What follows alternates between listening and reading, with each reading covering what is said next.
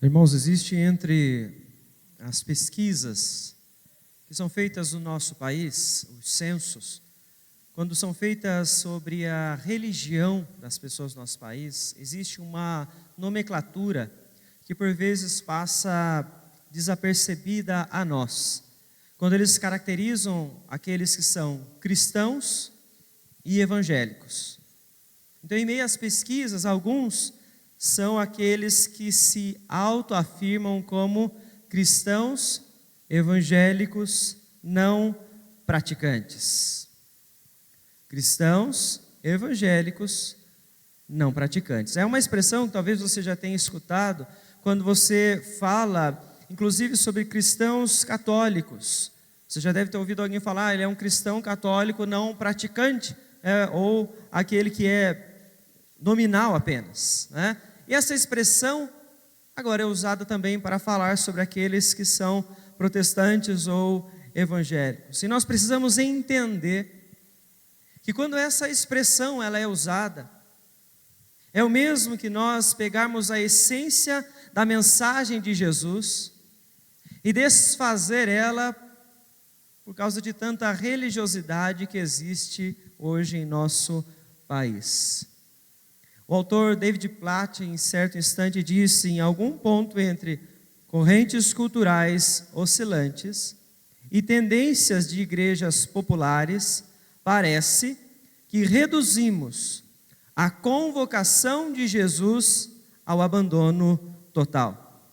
As igrejas estão cheias de supostos cristãos que parecem satisfeitos de ter uma ligação casual com Cristo, mantendo a aderência nominal ao cristianismo. Ele fala daquilo que acontece na nossa realidade, na nossa geração, de cristãos que por causa da constante mudança na cultura, das filosofias, das ideias, e por causa das tendências de novas igrejas, de desenvolvimento de novas filosofias, essas igrejas que buscam apenas serem populares, você vê muitas por aí que fazem de tudo para atrair as pessoas, fazem de tudo para ganhar os seus likes virtuais e serem conhecidas não só pela região onde estão, mas também pelo mundo. Isso faz então com que as pessoas, elas percam a essência daquilo que elas deveriam viver para Cristo Jesus. Ao invés de olhar para Cristo, olhar para a verdade, olhar para o Evangelho, elas então se moldam àquilo que está acontecendo e acabam se perdendo em meio a toda circunstância, a todo momento que a sociedade está. Cristãos evangélicos não praticantes. Isto é uma afirmação totalmente incoerente com as Escrituras, com aquilo que a palavra do Senhor nos ensina sobre vida com Deus, sobre o que o Evangelho faz em nós, sobre o que Ele pode fazer nas nossas famílias. Por isso, nós precisamos nos perguntar se nos enquadramos nisso em algum momento, porque você tem a ideia de um cristianismo na sua mente, do que é ser cristão, do que é viver como cristão onde você está, onde você trabalha, com a família que você está. Será que o que você entende como cristianismo pode ser incoerente com os ensinos de Jesus? Ou será que as suas convicções acerca da vida, da prática, do dia a dia, com relação ao seu serviço ao Senhor, eles podem estar sendo incoerentes com a mensagem de Cristo Jesus? Será que você construiu em algum momento na sua mente, pelo que você ouviu, pelo que você viveu, um outro evangelho para você, diferente daquilo que Jesus ensina? Ou ainda o nosso jeito de ser igreja, de viver como cristãos, de ter as nossas atividades, de ter as nossas rotinas, será que isso se distanciou do que de fato é ser igreja conforme os ensinos de Jesus? Porque o cristão não praticante, o cristão evangélico não praticante, ele pode ser dito como aquele que não frequenta a igreja, não está no meio da comunidade, não se envolve nos serviços, mas talvez você já tenha ouvido alguém falar que busca a Deus na casa. É aquele que assiste alguma coisa em casa, assiste às pregações, algumas mensagens de diversos pastores, faz as suas orações. Ele não é praticante, ele crê, ele busca quando ele quer, ele cria a rotina dele. Mas esse tipo de pessoas com essas posturas, elas não precisam estar fora da igreja. Elas também podem estar dentro da igreja. E é por isso que nós precisamos entender qual é a verdadeira essência da mensagem do Evangelho, qual é a centralidade do chamado de Cristo para todos nós como povo do Senhor. E eu convido você a abrir a palavra do Senhor no Evangelho de Mateus, no capítulo de número 4, onde nós faremos a leitura do versículo 17 ao versículo de número 22.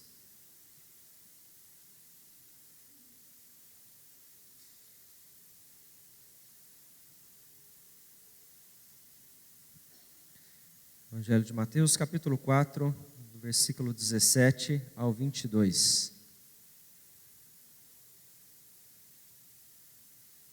Diz o seguinte, palavra do Senhor.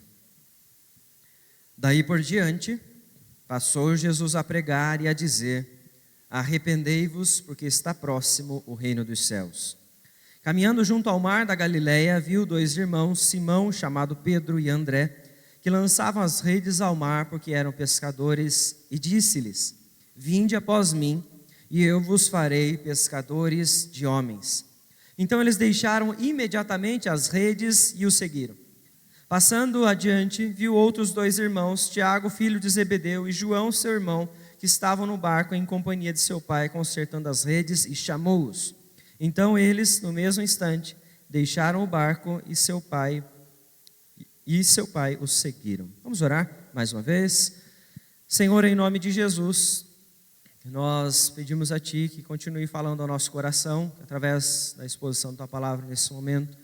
O Senhor também, ó Deus, venha confrontar com as verdades que nós guardamos em nosso coração, que estiverem contrárias à verdade do Senhor, ó Pai. Que o Senhor venha moldar cada um de nós, fazer, ó Deus, a nossa mente, nosso coração, em entender, ó Deus, com toda clareza aquilo que o Senhor, ó Deus, almeja de cada um de nós para todos os nossos dias. É em nome de Jesus que nós oramos e já agradecemos ao Senhor.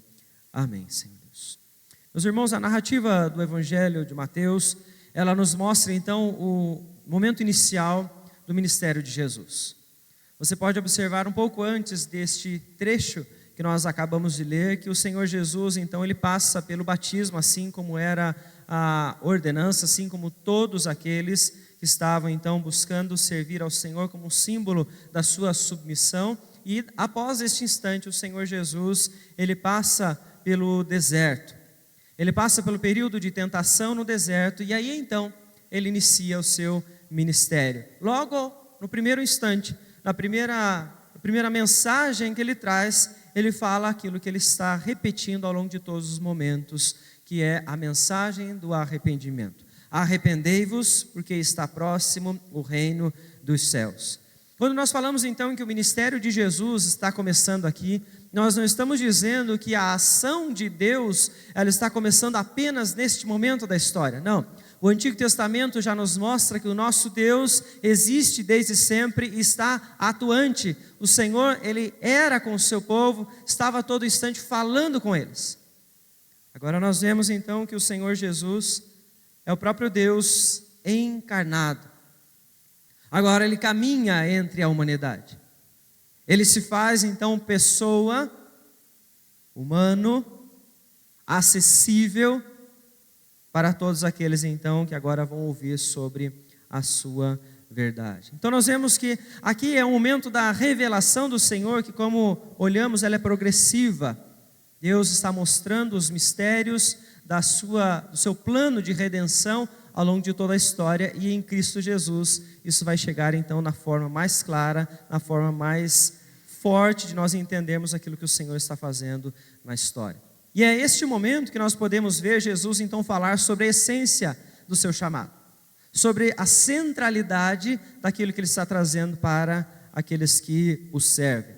Como nós podemos voltar se nós deixamos em algum instante de sermos praticantes e ainda afirmamos ser servos do nosso Senhor? Veja que Jesus está dizendo então que o reino dos céus está próximo, e nesta afirmação, quando Ele diz está próximo, Ele está dizendo então que o reino de Deus chegou.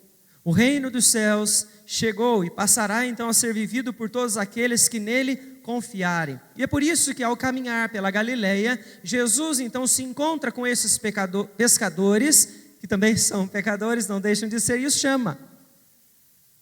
Ele então diz a eles: vinde após mim e eu os farei pescadores de homens. Jesus está fazendo a estes homens um chamado. Nós podemos olhar para esse momento e pensar, então, Jesus trouxe a eles uma alternativa para eles poderem, então, segui-lo ou não. Mas Jesus não está fazendo, nesse momento, um convite, é opcional a vocês. Não, chamado de Cristo Jesus é algo que Ele faz como uma ordem. Ele não está dando opção para eles.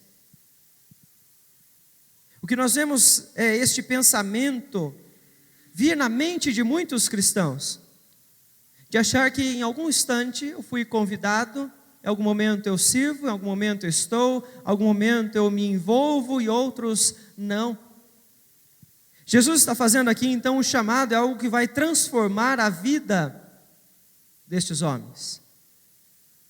Em alguns momentos no relacionamento com o Senhor, por entender que nós recebemos apenas um simples convite que é opcional para nós, nós achamos que Jesus, quando estamos vivendo com Ele, clamamos pelo seu perdão, buscamos reconciliação, Ele está nos dando uma nova chance, uma nova oportunidade de nós então sermos um pouco melhor, sermos pessoas melhores neste mundo.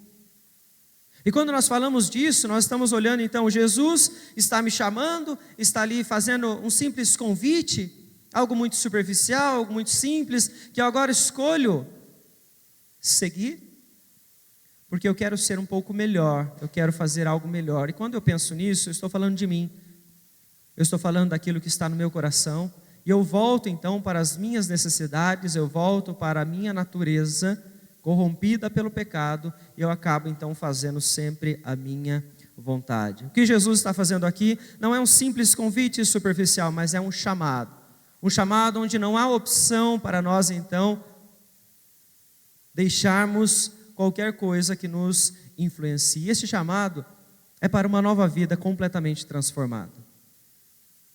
Não é apenas para alguns momentos onde você agora vai viver com o Senhor.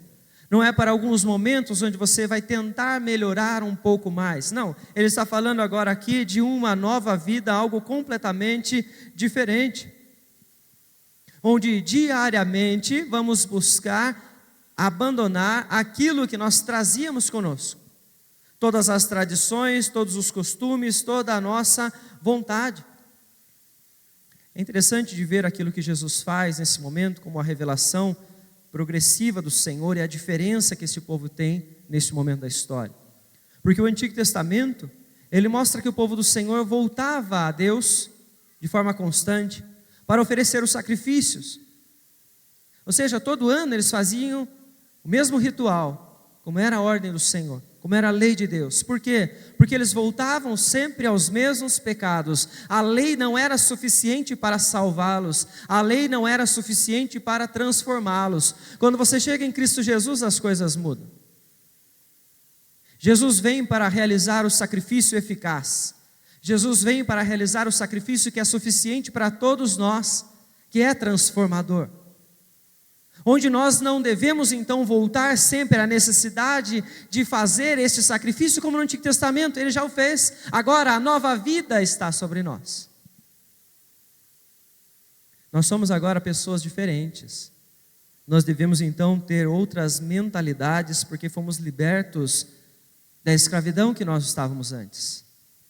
De como nós estávamos caminhando por este mundo. E Ele faz isso quando Ele se volta aos pecadores, a todos com aqueles que ele se encontra, ele diz então: vinde após mim. Ou em outro instante, sigam-me. É interessante então que Jesus, ele traz este chamado de transformação de vida a todos aqueles que com ele se encontram. E nós vemos então que ele está falando aqui para uma mudança completa na forma como a pessoa vai viver a partir daquele momento.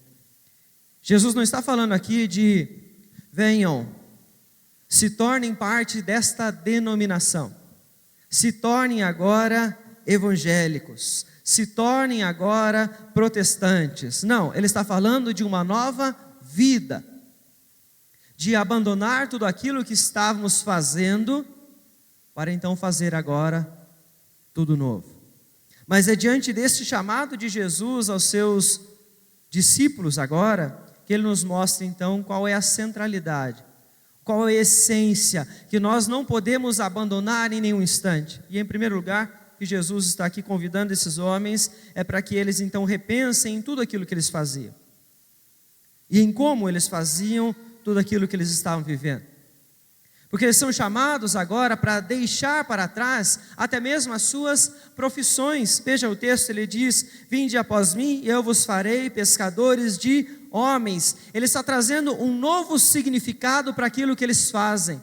Porque agora, se o serviço deles, como pescadores, era para eles terem o sustento, para eles poderem se alimentar, para eles poderem conseguir aquilo que trazia um certo conforto e segurança, Jesus está dizendo agora: abandonem tudo e me sigam.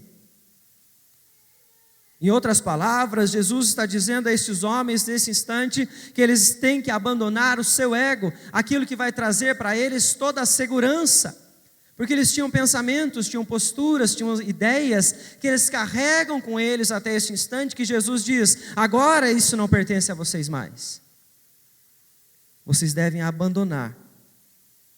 Vocês são chamados para deixar o ego de vocês morrer.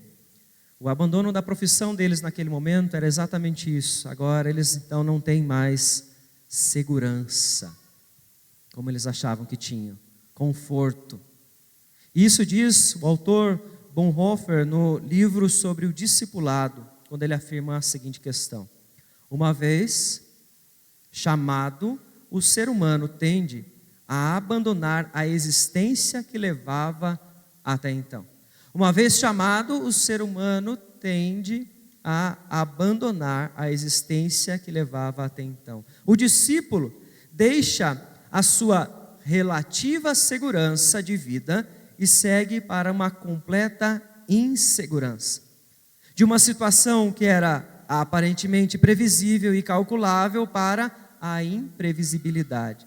Ele deixa o domínio das possibilidades calculáveis para as possibilidades infinitas. É interessante então como ele fala sobre esta vida daquele que vai servir a Jesus, porque ele fala de algo que para nós é confortável, da segurança que temos em meio ao nosso trabalho, do jeito como nós pensamos, do jeito como as tradições nos trouxeram até aqui. Nós calculamos as possibilidades, achamos que estamos no controle. Quando passamos então a seguir a Jesus Cristo, nós passamos a abandonar a existência que nós tínhamos até então para viver uma nova vida com Cristo Jesus. Se tínhamos a segurança, agora não temos mais, porque a nossa segurança era nas posses, era nos bens materiais, era na família, era em nós mesmos. Agora Jesus está dizendo: abandonem tudo, sigam-me. Mas é interessante olhar isso pela ótica daqueles que estão se encontrando com Jesus. Você vê ali Pedro, André, logo mais à frente você vê Tiago, João, recebendo este chamado de Jesus Cristo. E quando você se lembra então do que aconteceu com Pedro, você começa a pensar como é que ele recebe nesse instante um chamado deste homem que ele não conhece. Porque ele não sabe quem é Jesus Cristo. A história nos mostra, dos evangelhos, que o próprio Pedro demorou para entender realmente quem era Cristo, para afirmar quem era Jesus, quem era aquele que estava próximo dele. E então nós vemos ele receber aqui o chamado de um homem que, para ele, nesse momento, é um grande desconhecido. Chamado para que ele entregasse tudo que ele tem. Para que ele deixasse para trás tudo aquilo que trazia qualquer tipo de conforto, qualquer tipo de segurança. Para ele agora segui-lo para uma nova mentalidade. Onde ele agora vai viver para a eternidade, que o Senhor então o chama. Na nossa sociedade, nós somos então levados a pensar dessa forma, em nós. Você vive para você vive para a sua família, para proteger a sua família, para você se proteger dos perigos, para você se preservar daquilo que vem para acontecer, para você se promover em meio às circunstâncias. E então você vê Jesus chegar para nós e dizer: abandone isso. Abandone o seu ego e me siga. É uma postura de total confiança, porque nós vemos aqui Jesus chamar esses homens e depois mulheres, que mesmo ainda não entendendo com toda a clareza quem ele era, eles largam tudo. Ou seja, eles entregam tudo que eles tinham para viver agora com Cristo Jesus. Por quê? Eles entenderam que valia a pena perder todas as coisas para servir a Cristo Jesus. Porque o que eles tinham construído, o que eles tinham conquistado até esse instante, eram coisas que não tinham valor na eternidade para o relacionamento com o Senhor. Agora ele vai passar a ter. Agora eles vão passar a entender o que realmente vai levá-los a uma vida de relacionamento profundo com o Senhor. E quando nós falamos em seguir a Jesus, você que afirma que serve a Cristo Jesus, você precisa se lembrar comigo nesse instante que o que nós estamos lendo aqui não é um simples livro de histórias. Nós não estamos apenas contando uma história que está registrada em mais um livro. Não, nós temos diante de nós a autoridade, a palavra revelada pelo Senhor. Ou seja, nós precisamos ler este texto com todo o temor e entendendo que isto é real. Este chamado a Pedro foi real, e este chamado para abandonarmos o nosso ego, ele é real. Seguir a Cristo Jesus não é apenas uma parte de uma história, de uma fábula que foi criada, isto é a realidade que o Senhor faz conosco. E nós precisamos então analisar a nossa vida, a nossa fé, e dizer que nós cremos em Cristo Jesus, e por isso nós abandonamos o nosso ego. Abandonamos aquilo que trazia confiança para nós, aquilo que nós construímos, para nós podermos então olhar somente para Ele. E aí nós trazemos então uma segunda questão, que é importante nós vivermos pela centralidade do chamado de Cristo Jesus para nós. É a submissão ao seu reinado. Quando nós falamos então de Jesus em meio ao reino que Ele está trazendo, como Ele diz, está próximo ou chegou o reino dos céus, Jesus está afirmando junto disso que o rei está junto deles. Quando nós falamos então em viver o reino de Deus, nós precisamos lembrar então que este rei já existe e não sou eu e não é você, mas sim Cristo Jesus. E quando nós falamos que Jesus é o rei, nós temos que entender que é Ele quem diz como as coisas vão acontecer, é Ele quem diz o que nós devemos fazer, é Ele quem diz como nós devemos pensar, é Ele quem diz para onde nós vamos caminhar. E aí você encontra um problema com você mesmo. Por quê? Porque a sociedade, ela te faz pensar que você é capaz de definir os seus passos, os seus pensamentos, e ai daqueles que tentarem se intrometer na sua vida para dizer aonde você deveria ir, o que você deveria pensar, o que você deveria fazer, porque cada um cuida da sua vida. A cultura da autonomia está presente na nossa sociedade. Então você faz aquilo que você acha que é o melhor para você. Pela fé as coisas mudam. Pela fé a nossa vida muda, é uma nova vida. E agora não somos mais nós, que achávamos que tínhamos qualquer tipo de controle, que guiamos tudo. Os nossos pensamentos, a tradição que tínhamos, as ideias que tínhamos. Não, Jesus Cristo agora é o Senhor. Ele é aquele que vai reinar sobre as nossas vidas palavras, pensamentos, decisões, onde vamos, o que fazemos, é Ele então que vai mostrar para nós. E esta submissão, ela só vai vir a você se você tiver um entendimento correto do que é a graça de Deus. Porque a graça de Deus, ela chega até nós, não sem valor algum, muito pelo contrário. Um preço muito alto foi pago para que a graça do Senhor chegasse até nós. E esse preço não foi pago por mim. Esse preço não foi pago por você. Esse preço foi pago por Cristo Jesus. Ele entregou a sua vida na cruz, para que eu e você pudéssemos viver no reino de Deus. Para que eu e você pudéssemos ter uma nova vida, uma vida abundante. E é por isso que nós precisamos entender que é com o agir de Cristo Jesus que nós agora podemos ter comunhão com o Pai. Se nós não entendemos isso, nós passamos a falar de uma graça que é frágil, que é fraca, que é superficial, que está sendo ensinada por aí em muitos lugares. Uma graça que não fala do Cristo que encarnou, que não fala do Cristo ressurreto, que não fala do Cristo que está vivo, que não fala do Cristo que está nos chamando para nós vivermos submissos a Ele, pois Ele é o Rei. Porque você ouve por aí muitos ensinando que as pessoas podem continuar vivendo a vida delas do jeito que elas quiserem. Elas podem continuar levando a família delas da forma como elas almejam, porque cultura da autonomia, cada um decide o que faz. E ai daqueles que se intrometem na forma como a sua família está sendo direcionada. Jesus, então, Ele nos chama para nós vivermos no seu reino.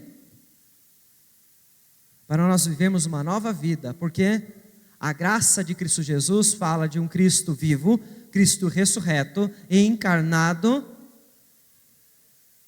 que é Rei. E se nós não entendemos a realidade deste Cristo que é Senhor, que é Rei sobre as nossas vidas, nós vamos ser cristãos não praticantes. Cristãos evangélicos não praticantes que frequentam igrejas. Para ficar mais confuso ainda, para ficar mais difícil, né? Como se isso fosse possível. Veja, é incoerente você pensar nisso, né? Jesus nos chama então para nós vivermos a vida em submissão à sua vontade. E Tim Keller, certa vez, afirmou então a seguinte frase: Jesus não foi apenas um cara legal que fez o bem neste mundo, porque o mundo não crucifica caras legais, ele crucifica uma ameaça. Jesus Cristo não vem trazer para nós uma verdade que é tranquila ao seu coração, como não veio trazer para aqueles do seu tempo, pois o relacionamento deles era algo que os incomodava, os religiosos se incomodavam, a liderança da cidade, do governo de Roma se incomodava, as pessoas que estavam ao redor dele, elas ouviam as suas palavras, a verdade, como ameaças. Porque se eles não se arrependessem, eles não viveriam no reino dos céus, eles não viveriam com o Senhor. Isso vem de encontro com os corações. E nós vemos que isso não é diferente para conosco. Nós não somos chamados para viver em submissão a qualquer pessoa, mas nós somos chamados para viver em submissão ao único que é o Rei dos Reis, aquele que tem autoridade, aquele que está governando sobre tudo, que é Cristo Jesus. E é por isso que, com a verdade que Ele traz para nós, que nos confronta, nós vivemos constantemente confrontando as nossas verdades, as nossas vontades, para podermos obedecê-lo em todos os instantes. O Rei agora não somos mais nós. O Rei dos nossos corações, se nós cremos, afirmamos que temos fé, é Ele. É Ele quem direciona, apesar das nossas vontades, apesar daquilo que nós estamos vivendo. Precisamos ser submissos àquele que reina. Mas ainda nós observamos então o Senhor Jesus, que está ali falando para aqueles homens que eram pescadores, para que eles agora sejam então pescadores de homens. Jesus também não fala apenas de abandono do ego, de uma vida de submissão ao seu reinado, mas Ele fala agora de um estilo de vida diferente. É interessante então que Jesus está fazendo eles viverem desta forma em meio àquilo que eles faziam. E é interessante de pensar então o estilo de vida da igreja, no geral, naquilo que as pessoas fazem no seu dia a dia, nos trabalhos onde estão inseridos, nas famílias onde estão inseridos, e ver como a igreja se afastou desta realidade, daquilo que ela deveria fazer nos lugares onde está e não faz, dessa igreja que criou uma outra mentalidade, do gospel, do evangélico, que não se mistura, de que não conversa com não crente, de que não se envolve, de que não vive com as pessoas, quando na verdade Jesus nos chama para nós vivermos um novo estilo de vida em meio à cultura que já existe, e esse estilo de vida é o estilo do reino. É aquilo que o próprio Cristo então vem ensinar ao longo de todos os seus momentos de diálogo com os seus discípulos. Ele está falando, agora a sua razão de viver é diferente. Você continua então exercendo algo muito semelhante com o que você fazia antes, mas a razão pela qual você faz agora é completamente diferente. Você não faz mais nada do que você fazia para você mesmo. Você não trabalha mais como você trabalhava. Você não estuda mais como você estudava. Você não vive mais em família como você vivia. Você não vive mais no meio das comunidades como você vivia antes. Agora as coisas mudaram e você precisa se perguntar isso. Você tem fé em Cristo?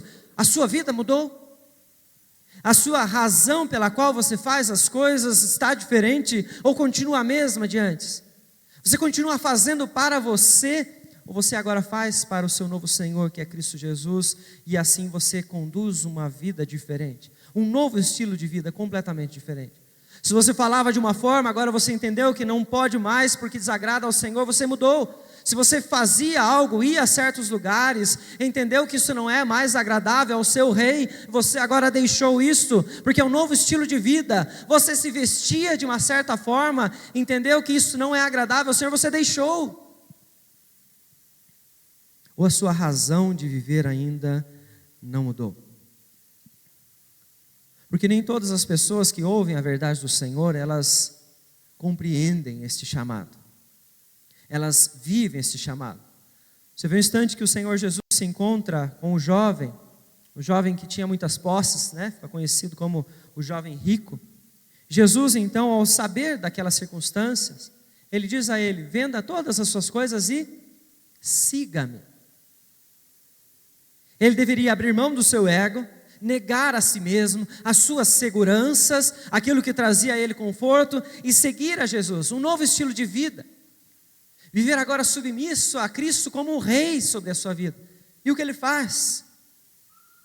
Ele não aceita, porque ele não entendeu o privilégio que era então servir ao Senhor. E algumas pessoas, elas passam a vida inteira desta forma, sem entender realmente qual é a centralidade do chamado de Cristo Jesus para eles.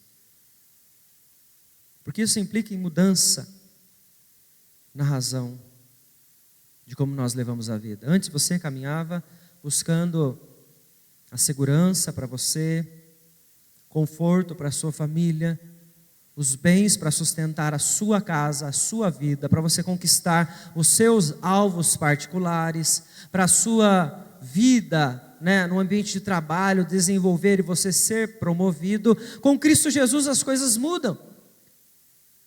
Você passa a exercer a sua função com uma nova ótica, porque agora tudo que você faz, tudo que você recebe, tudo que você almeja, não é mais para você, é para Cristo Jesus, é para o reino de Deus, é para a eternidade. As prioridades agora são diferentes, as necessidades agora são diferentes. E Jesus ele faz isso porque ao longo de todo o Evangelho, ele está se colocando junto àqueles homens e mulheres como aquele que vinha trazer um novo ensino. Ele vem trazer a essas pessoas então uma nova vida.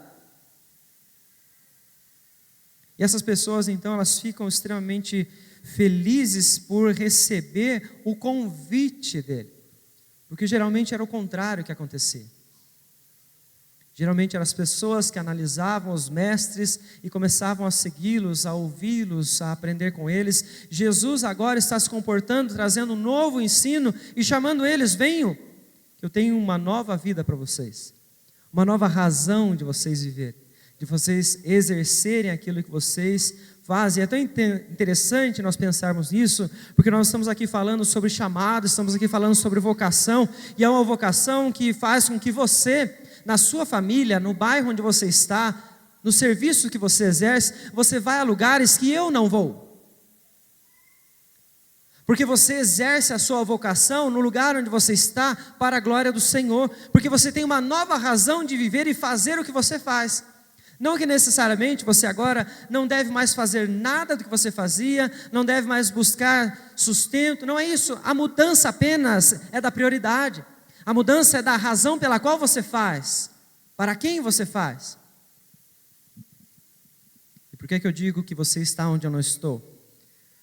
Porque nós temos vocações diferentes, nós temos serviços diferentes, porque nós temos dons diferentes. O Senhor te chama para estar no meio de uma família onde eu não estou todos os dias. O Senhor te chama para estar num ambiente de trabalho, numa escola, numa faculdade, onde eu não estou todos os dias. E quem vai levar um novo estilo de vida para mostrar o reino de Deus nesses ambientes é você. É você que mudou, entendeu por Cristo Jesus, que agora você tem uma nova razão pela qual você faz tudo que você faz. Que você vive da forma como você vive. Se nós não entendemos isso, se nós não mudamos isso, essa mentalidade, nós continuamos dizendo que nós somos agora cristãos, que temos fé em Jesus Cristo, mas fazemos ainda para nós. Eu trabalho para mim, eu cuido da minha família para mim, eu busco sustento para mim, para que o meu ego ainda seja inflado, para que eu seja a todo tempo agradado por todos, porque eu preciso disso. Porque esta é a minha razão de viver, é fazer para mim, para eu me sentir bem. E aí quando você, que afirma ser cristão, traz esta mentalidade para dentro da igreja, você começa a trabalhar dentro da igreja, você começa a fazer as coisas dentro da igreja para você, e não para Deus. E aí as coisas começam a ficar complicadas, porque o seu estilo de vida não mudou, a sua mentalidade não mudou, e aí dentro da igreja, onde nós deveríamos construir juntos esta ideia de reino de Deus, de comunhão, de comunidade, é o lugar onde nós encontramos dificuldades, porque no momento que eu recebo uma exortação, eu já não gosto, porque eu estou fazendo para mim, e como é que não estão me agradando nesse instante? Quando você passa a fazer para Cristo Jesus, você entende que existem momentos que a exortação é necessária, você precisa mudar, você precisa melhorar, que nós precisamos nos aprimorar para fazer cada vez de uma forma melhor para Deus, e não para nós mesmos. Aquilo que vivemos, como vivemos, deve ser feito, deve ser visto de uma forma diferente a partir então da nossa fé. Aqueles homens são chamados então para expandir o que eles entendiam sobre ser pescadores. Agora eles vão servir ao Senhor no reino para impactar por toda a eternidade. Nós precisamos dessa mudança de mente. Nós precisamos desse novo entendimento sobre qual é a essência do chamado que o Senhor tem para você como cristão. Ele está te chamando para uma vida de discipulado. E o discipulado não é apenas mais um momento de atividade, de mais um programa dentro da grade das igrejas, o que pode ser, mas não é necessariamente isso que Jesus está falando, Ele está falando de vida. Ele está nos chamando para nós sermos discípulos dEle diariamente, para nós fazermos novos discípulos diariamente, e isto é a nova vida que nos permite. É você então entender que você agora não está mais vivendo para você, porque quando você vive para você, você pensa em pegar uma parte do seu tempo para cuidar de alguém, você fala, não, eu não consigo.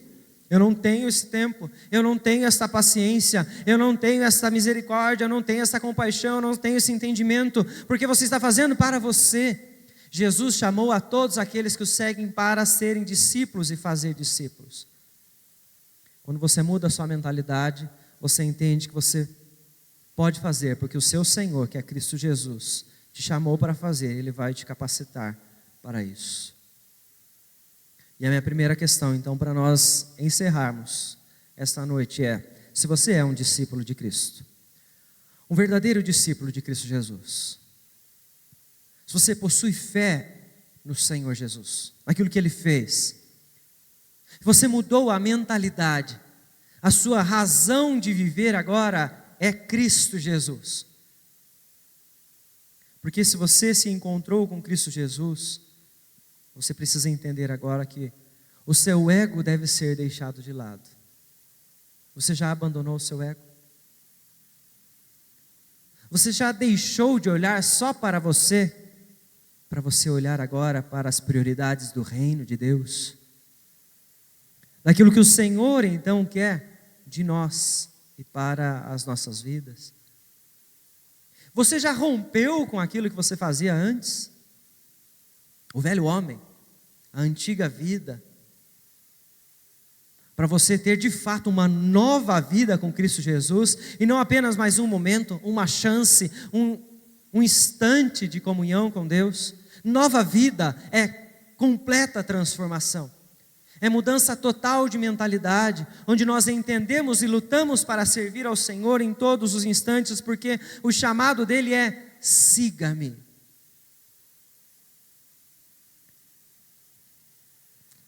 E seguir a Cristo Jesus é mortificar a nós mesmos, o nosso ego, todos os dias. Nós queremos voltar, queremos que o ego seja inflado. Mas ser discípulo de Jesus, seguir a Ele, é mortificar o nosso ego todos os dias, para que Cristo seja engrandecido em cada um de nós. Seguir a Cristo Jesus é não insistir para que o nosso reino prevaleça, os reinos do coração, mas sim que o reino de Deus, Ele se estabeleça em nós, para nós vivermos em obediência ao nosso Senhor. Chamar Ele de Senhor é viver em obediência. Seguir a Cristo Jesus não é viver como nós queremos, mas é deixar tudo aquilo que nós entendíamos antes, que nos trazia segurança, a nossa antiga vida, o nosso velho homem, para nós agora assumirmos a vida que Cristo Jesus nos chama para ter. Assim como o apóstolo Paulo diz: agora não sou eu quem vive, mas Cristo vive em mim. Eu não sei como é que está o seu relacionamento com o Senhor esta noite, mas eu quero orar com você. Eu peço que você feche os seus olhos nesse instante, diante de toda a reflexão que nós fizemos, para nós clamarmos ao Senhor pela misericórdia dEle, porque a verdade confronta o nosso coração.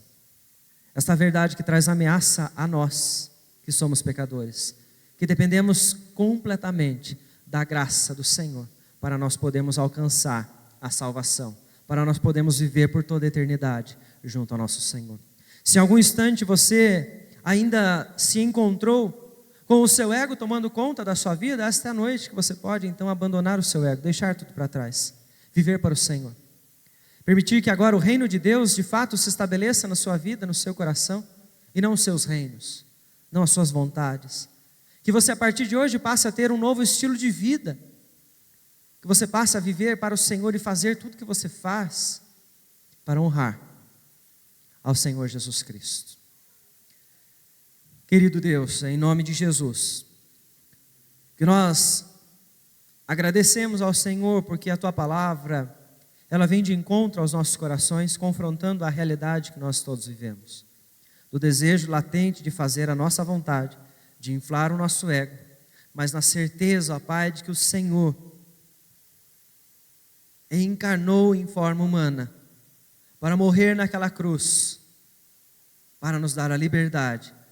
É que nós clamamos pela Tua misericórdia, Senhor. para que nas nossas vidas exista este novo estilo de vida, o estilo de vida do reino, para honrarmos ao Senhor, para levarmos outros discípulos a viver contigo, ó Deus. Que o Senhor nos abençoe, ó Deus, para que o nosso ego não encontre espaço, mas que façamos tudo agora perante a nova vida que temos no Senhor, para a glória do teu santo nome. Que o estilo que nós tínhamos antes, as tradições que tínhamos antes, elas não nos acompanhem mais, Senhor Deus. Mas que essa nossa nova vida possa fazer, ó Deus, com que os outros vejam a luz de Cristo brilhar onde nós estivermos, ó Deus. Em nome de Jesus, ó Pai, que eu peço ao Senhor que restaure assim as nossas famílias, pelo reino do Senhor, que agora estará latente em nós, em todos os momentos. Que o ambiente de trabalho seja diferente, pelo reino do Senhor que estará agora latente em nós. Que o Senhor seja a nossa segurança. Que o Senhor seja aquele que traz o conforto para nós. Que o Senhor, na Tua presença, nós venhamos encontrar a paz que todos nós precisamos diariamente. Em nome de Cristo Jesus, ó Deus, que nós pedimos ao Senhor que desperte a Tua igreja para que não sejam apenas cristãos não praticantes, para que não vivam esta incoerência, mas que sejam a igreja viva do Senhor, que possam honrar a Ti em todos os instantes. Em nome de Jesus que oramos e agradecemos. Amém, Senhor Deus. E é pelo privilégio, irmãos, de ser igreja, que nós hoje vamos participar da mesa do Senhor, onde Cristo Jesus instituiu, trazendo para nós os seus ensinos, também no Evangelho de Mateus. Eu convido você a abrir a palavra do Senhor, no capítulo 26 do Evangelho de Mateus, para ler o versículo 26 ao versículo de número 30. E eu quero convidar, enquanto a igreja abre o texto, os presbíteros a me acompanhar até a mesa para auxiliar na distribuição.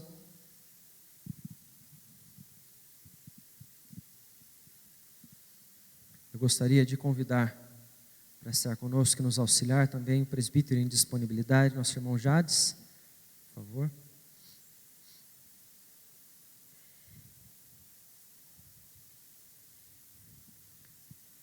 A palavra do Senhor no Evangelho de Mateus, versículo 26 do capítulo 26 diz: Enquanto comiam, tomou Jesus um pão e abençoando-o, partiu e o deu aos discípulos, dizendo: Tomai e comei, isto é o meu corpo. A seguir tomou um cálice, tendo dado graças, o deu aos discípulos, dizendo: Bebei dele todos, porque isto é meu sangue, o sangue da nova aliança, derramado em favor de muitos para a remissão de pecados. E digo-vos que desta hora em diante não beberei deste fruto da videira, até aquele dia em que eu hei de beber novo convosco no reino de meu Pai. E tendo cantado um hino, saíram para o Monte das Oliveiras.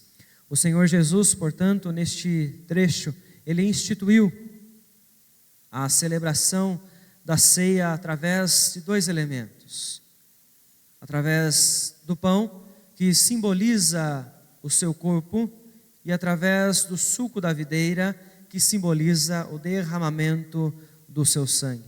O sacrifício pelo qual nós hoje recebemos a graça do Senhor para ser povo do Senhor, para podermos ser discípulos, para podermos viver no reino de Deus, proclamando a verdade do nosso Senhor. Esse privilégio tem não aqueles que estão em uma ou outra denominação, como nós afirmamos, como o texto nos diz, mas aqueles que creem em Cristo Jesus e participam, portanto, de uma igreja que professa esta fé, que somente Cristo salva, e eles estão em comunhão com essa igreja. Portanto, eu quero convidar você, cristão, discípulo de Cristo Jesus, a se colocar em pé neste momento, para nós orarmos, pedindo ao Senhor que abençoe este momento, que não é apenas um memorial, momento de recordar, mas é um meio de graça, onde Deus te abençoa, fortalece ainda mais a sua fé. Então eu peço que você se coloque em pé para nós juntos orarmos ao Senhor, clamando a Deus pela sua graça neste instante. Querido Deus, em nome de Jesus, que nós pedimos a Ti, Senhor, que abençoe este momento onde o Teu povo está reunido, onde os Teus discípulos Aqueles que se chamam cristãos porque te seguem, te obedecem, vivem, ó Deus, um novo estilo de vida. Eles estão aqui, ó Deus, para participar deste momento onde nós não só lembramos, mas nós reafirmamos a nossa fé no Senhor. Reafirmamos que compreendemos a centralidade do chamado do Senhor para cada um de nós, ó Deus. E em nome de Cristo Jesus, se clamamos que o Senhor consagre esses elementos, para que o teu povo possa ser fortalecido, para viver com ainda mais coragem, ainda mais ousadia, ainda mais intrepidez, a tua verdade onde estiverem. Em nome de Jesus, nós oramos e agradecemos ao Senhor. Amém, Senhor Deus.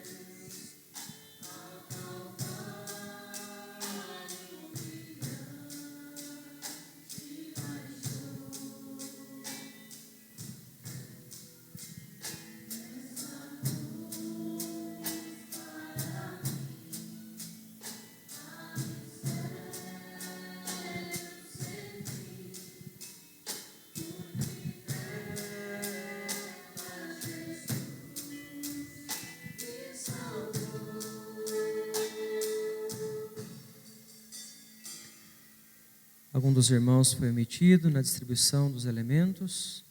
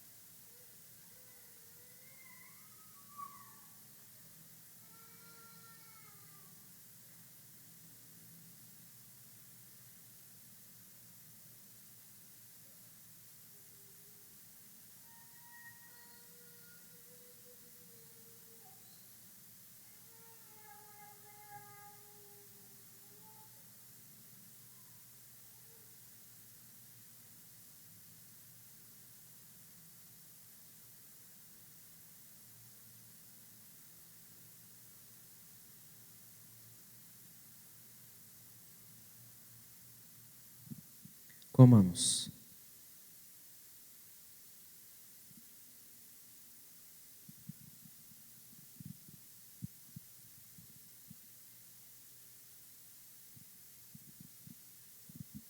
Tomemos.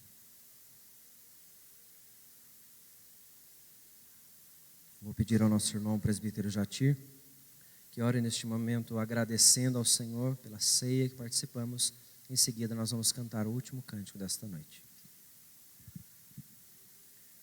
Oremos.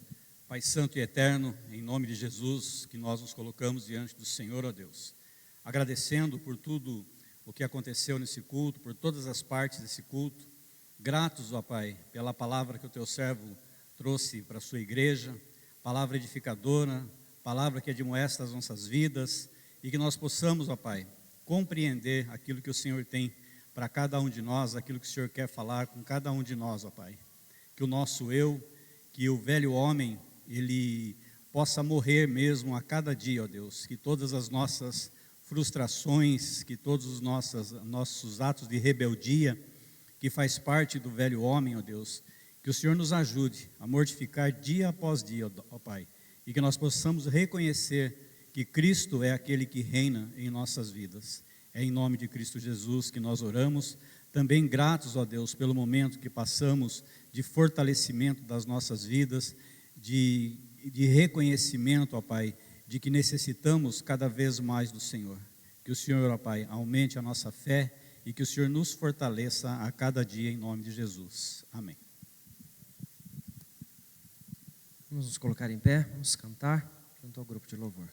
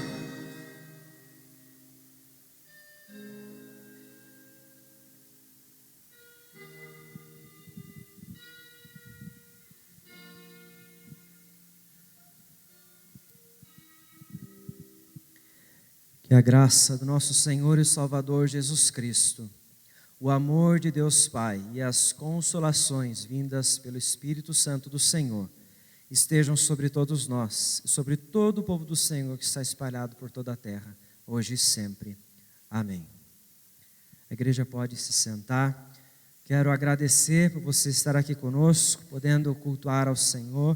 Eu quero te convidar para voltar nas atividades que nós temos durante a semana. Estão passando aí nas quartas-feiras, sextas-feiras, estamos aqui. Quintas-feiras pela manhã, nós também temos o nosso projeto Plenitude, que já voltou das atividades físicas voltadas ao público idoso, público da terceira idade, da melhor idade, mas todos podem vir para participar também. E lembrando, escola dominical, os cultos, que você possa retornar e trazer outras pessoas para juntos também serem abençoados, como temos sido pelo Senhor através de sua palavra. Que Deus os abençoe. Quero te fazer um convite a mais para você descer conosco no salão social para nós podermos comer ali um bolinho juntos, uma pipoca juntos, tomar um chá, um café. Não temos? Bolinho? Bolinho temos, hein? Temos sim. Olha que eu acho que tem no freezer um bolinho. Tinha pelo menos. Se não tiver, a gente arranja. Viu? Agora já falei, né? Deus abençoe a todos, irmãos. Tenham uma excelente semana.